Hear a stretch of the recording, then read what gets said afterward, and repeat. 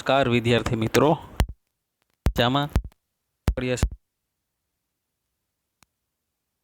વિદ્યાર્થી મિત્રો આપણે હવે સામાજિક વિજ્ઞાન ધોરણ 9 ની અંદર પાઠ 15 જળ પરિવાહ તેના વિશે આપણે ચર્ચા કરીશું. અગાઉ આપણે જે બે પાઠ જોયા, ભારતનું સ્થાન, સીમા, ભૂપૃષ્ઠ વિશે, તો હવે પછીનો જે પાઠ છે ભૂગોળનો 15મો જળ પરિવાહ, પાણીનો પ્રવાહ. જળ એટલે પાણી. તો જળ પરિવાહ પાઠ આપણે સમજીએ એ પહેલાં આપણે નદી વિશે સમજવું જરૂરી છે. નદી આપણી લોકમાતા છે અને નદીઓ વગર આપણી માનવ સંસ્કૃતિ વિકાસ શક્ય નથી. મોટા મોટા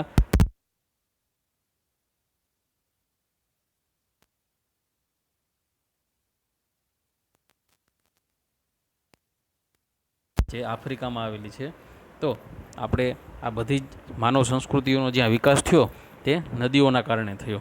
તો આપણે નદીનું મહત્ત્વ છે એ આ પાઠ સમજીશું. તો પાઠ આપણે શરૂ કરીએ તો 15મો પાઠ જળ પરિવાહ. જળ પરિવાહ શબ્દ એ કોઈ નદી તંત્રની વ્યવસ્થિત પ્રણાલી એટલે સિસ્ટમ માટે વપરાય છે. ભારતનું ભૂપૃષ્ઠ જોતા જણાય છે કે એક મુખ્ય નદી તેની શાખા નદીઓમાં જુદી જુદી દિશાએથી આવીને મળે છે. આપણે વાત કરીએ, મુખ્ય નદી હોય એને ઘણી બધી નાની મોટી શાખા નદીઓ મળતી હોય છે. આ નદીઓનું જળ કોઈ જળાશયમાં, સમુદ્રમાં અથવા રણ પ્રદેશમાં મળી જાય. એટલે જે મુખ્ય નદી હોય છે એ ખાસ કરી આપણે વાત કરીએ સિંધુ નદી અને બ્રહ્મપુત્રા નદી અને ગંગા નદી. તો સિંધુ નદી છે એ અરબ સાગરને મળી જાય છે અને બ્રહ્મપુત્રા નદી છે તે બંગાળની ખાડીને મળી જાય છે. તો ગંગા નદી પણ બંગાળની ખાડીને મળી જાય છે. તો આપણે મોટી નદીઓ હોય છે તેનું પાણી કાં તો જળાશયમાં પડે, કાં તો સમુદ્રની અંદર પડે એટલે કે મહાસાગરોમાં પડે, અથવા રણ પ્રદેશમાં મળી જતી હોય છે. એનું એક ઉદાહરણ આપું તો આપણે ત્યાં કચ્છની અંદર સરસ્વતી નદી છે, તે આપણા કચ્છના રણમાં સમાઈ જાય છે, જેને અંતસ્થ નદી તરીકે પણ ઓળખવામાં આવે છે. આ પ્રકારે એક નદી તંત્ર દ્વારા તેનો પ્રવાહ જે ક્ષેત્રમાંથી પસાર થાય તેને નદી બેસિન કહે છે. વિદ્યાર્થી મિત્રો, આ જાણવું ખૂબ અગત્યનું છે. બેસિન એટલે વિસ્તાર. તો જે નદી છે એ જે પ્રવાહ ક્ષેત્રોમાંથી જ્યાંથી પસાર થતી હોય એ બધો જ આખો એનો ક્ષેત્ર છે તે બેસિન તરીકે ઓળખાય છે. કોઈ પર્વત કે ઊંચું ભૂમિ નદીઓના જળ પરિવાહને એકબીજાથી અલગ કરે છે, જેને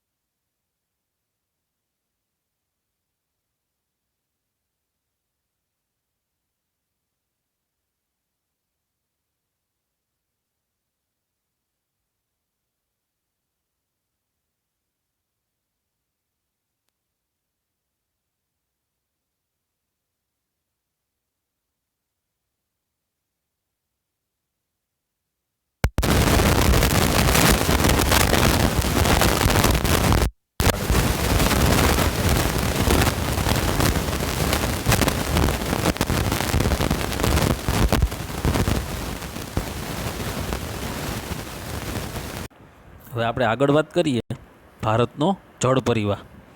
તો ભારતના નદીતંત્રને બે ભાગમાં અલગ અલગ વહેંચવામાં આવ્યું છે. ભારતમાં જળ પરિવાહની રચના ભૌગોલિક રચનાના આધારે કરવામાં આવેલી છે અને તેને બે ભાગમાં આપણે સમજવા માટે બે ભાગમાં વહેંચવામાં આવેલી છે. એક તો હિમાલયમાંથી વહેતી નદીઓ એટલે કે ઉત્તર ભારતની નદીઓ, અને બીજું દ્વીપકલ્પ એટલે કે દક્ષિણ ભારતની નદીઓ. પ્રાકૃતિક રચનાની વિશેષતાને કારણે ભારતની નદીઓના બે ભાગ પાડવામાં આવ્યા છે. એના કારણે હિમાલયની નદીઓ અને દ્વીપકલ્પની નદીઓમાં મોટો તફાવત જોવા મળે છે. હિમાલયની નદીઓમાં પાણીનો પ્રવાહ છે, એટલે કે જળ પ્રવાહ કાયમી જોવા મળે છે. વિદ્યાર્થી મિત્રો, તમને બધાને ખબર હશે કે હિમાલયની નદીઓના મૂળ છે એ આપણા હિમાલય પર્વતની અંદર છે, એટલે ત્યાં 12 માસ બરફ જામેલો હોય છે, એટલે તે પાણીનો પ્રવાહ છે તે કોઈ દી ઘટતો નથી. તેમાં 12 માસ પાણી જોવા મળે છે. આગળ દક્ષિણ ભારતની આપણે વાત કરીએ તો દક્ષિણ ભારતની જે નદીઓ છે તે ઉનાળામાં સુકાઈ જતી હોય છે. આગળ વાત કરીએ તો હિમાલયની જે નદીઓ છે એમાં 12 માસ જળ પ્રવાહ રહે છે, કેમ કે ચોમાસામાં વધુ વરસાદ પડે છે અને ઉનાળામાં શિખરોનો બરફ છે એ પીગળે છે, એટલા માટે ત્યાં પાણીનો જથ્થો વધારે પ્રમાણમાં જોવા મળે છે. હિમાલયની બે મુખ્ય નદીઓ, એમાં એક સિંધુ નદી અને એક બ્રહ્મપુત્રા નદી, એક પૂર્વ બાજુ અને એક પશ્ચિમ બાજુ વહે છે. આગળ વાત કરીએ તો ઉત્તરના ભાગમાંથી તે નીકળે છે અને આ નદીઓ છે એ પર્વતોને કાપી મોટી મોટી કોતરોનું નિર્માણ કરે છે.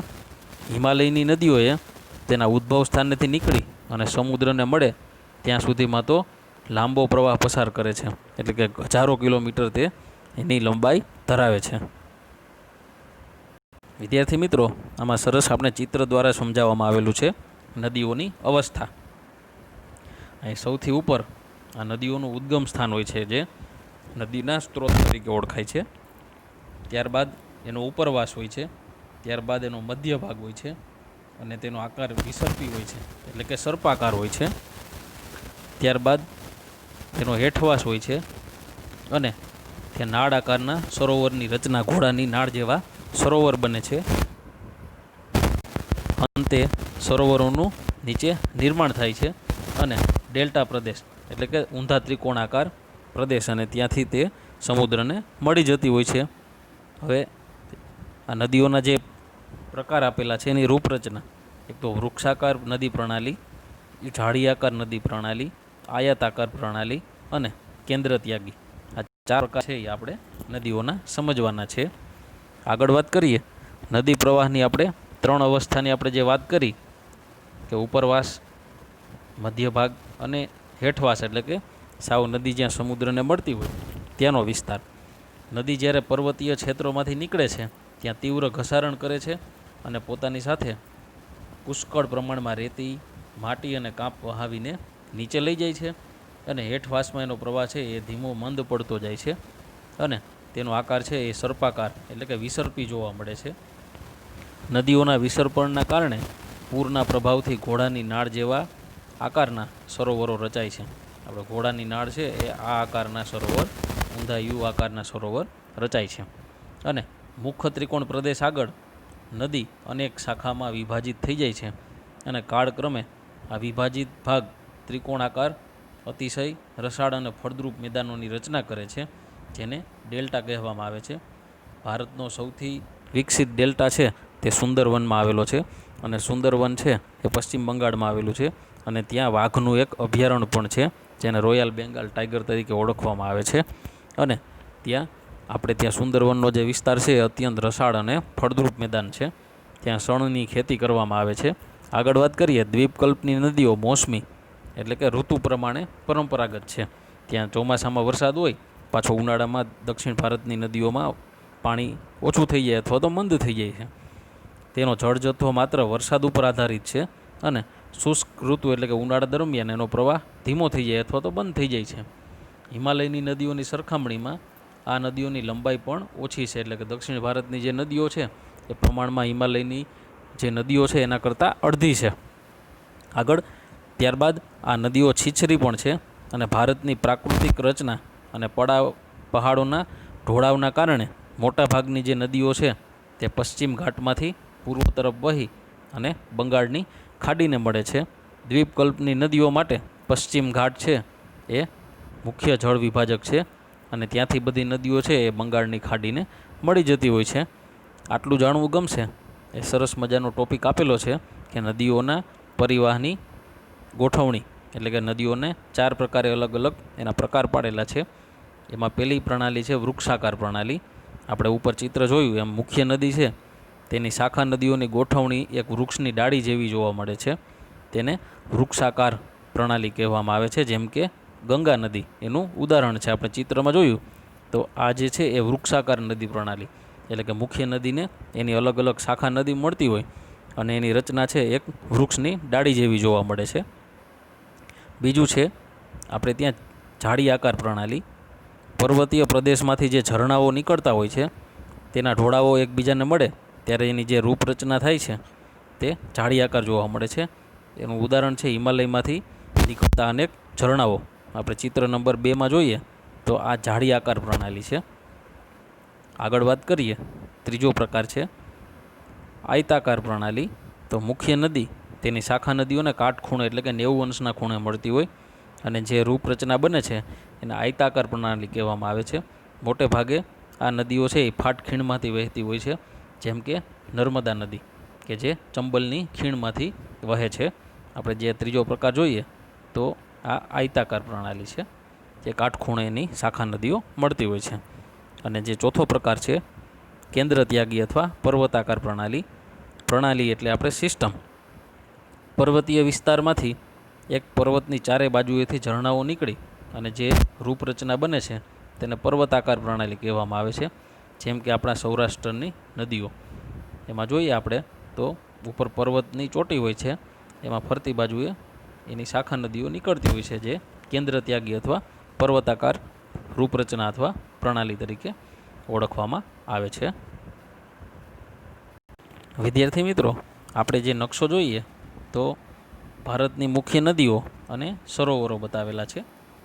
તો એમાં આપણે વાત કરીએ તો આ કૈલાસ માનસરોવરથી આ સિંધુ નદી આવી રીતે અરબ સાગરને મળી જાય છે. ત્યારબાદ આપણે જે આ નદી જોઈ તે આ બ્રહ્મપુત્રા નદી છે. તે અહીંયા યુ આકારનો ઊંધો ટર્ન લે છે અને ત્યાંથી ભારતમાં પ્રવેશ કરે છે. ત્યાં આપણું અરુણાચલ નામનું રાજ્ય છે.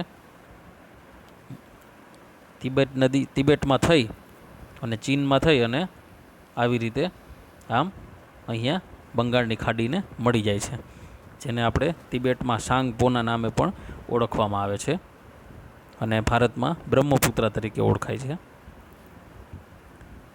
આપણે અહીંથી આવી રીતે આ ગંગા નદી છે એ આવી રીતે નીકળે છે. અહીંયા એની શાખા નદી યમુના નદી છે એ આવી રીતે નીકળે છે.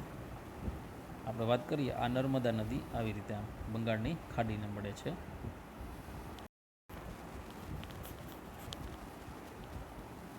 અહીંથી આખી નર્મદા નદી આવી રીતે આમ અરબ સાગરમાં નીચે મળી જાય છે. જે તાપી નદી જે સુરત પાસે અરબ સાગરને મળે છે અને નર્મદા છે તે ભરૂચ પાસે આપણે ત્યાં અરબ સાગરને મળી જાય છે. દક્ષિણ ભારતમાં કાવેરી નદી આવી રીતે આમ બંગાળની ખાડીને મળી જાય છે. કૃષ્ણા નદી તો ગોદાવરી નદી. મોટાભાગની જે નદીઓ છે દક્ષિણ ભારતની જે દ્વીપકલ્પની નદીઓ કહેવાય જે દક્ષિણ ભારતમાં છે તે બંગાળની ખાડીને મળી જાય છે. આપણે આગળ વાત કરીએ તો આ જે નદીઓ છે એ ઉત્તર ભારતની નદીઓ છે. વધારે પ્રમાણમાં પાણી જોવા મળે છે કારણ કે એ બધી નદીઓના મૂળ છે તે હિમાલયની ગિરિમાળાઓમાં આવેલા છે. આ બાજુ જે નદી દેખાય તે એક સિંધુ નદી છે. આ બધી એની શાખા નદીઓ છે જે પંજાબ તરીકે આ વિસ્તાર ઓળખાય છે.